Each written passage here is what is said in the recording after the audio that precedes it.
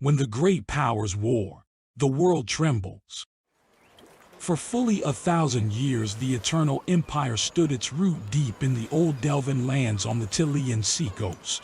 This was the first kingdom of man, fractious and squalling, like a small child. Though the capital of its kings at Ramas was a wonder of its age, the empire was barbarous and insecure. The blood god, Karn, whispered into the ears of his followers, and they slid into the empire's heart like a stiletto. They brought false advice, illicit witness, assassination, corruption, and conceit to the government of the Emperor Giovanni VII. Their foul cult spread upon the land, displacing those powers of hearth and sky, who had served the simple people for centuries. Finally, Karn spoke again, and war broke out. From a deep slumber awoke Saul-Kung, the Avenger. Though he cared little for men, Saul-Kung revered the temple in his name that stood in Ramas.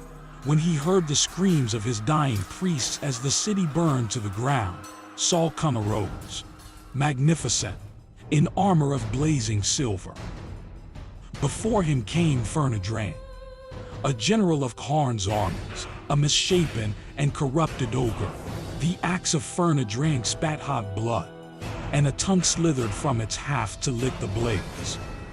Saul-Kung wielded a silver scythe, and many who watched the battle were cut down by its blade. Saul-Kung and Fernadrang fought for hours.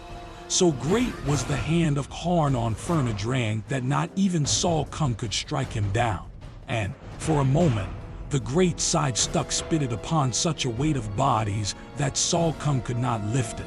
Fernadrang struck. A blow aimed mightily at the chest of Saul-Kung, but it did not slay him. The sword of fire hit an amulet that Saul-Kung wore, breaking it into 4 pieces which flew off over the horizon. And Saul-Kung was then avenged upon Fernadrang, and gutted him from pelvis to larynx so that all the pestilence inside him was released to consume the corpse. Thus ended that war of Saul-Kung and Karn.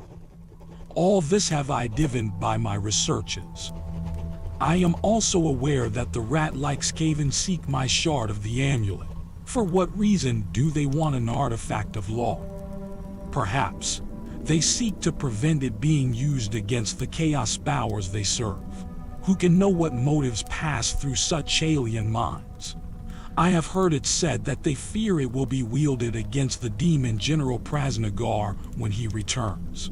Whatever, their true purpose must be terrible. Of one thing I am certain, they seek my fragment with a will. 3 times my spells have repulsed attacks by Skaven warriors of Clan Moors. They have forced me to employ henchmen to protect me, summon my former apprentice, and move from the city of Paravon to a fortified tower. Despite the discomfort, I am confident that I have now placed the amulet beyond the reach of the Skaven. Last entry in the Journal of Gervais the Revered in the year 2412.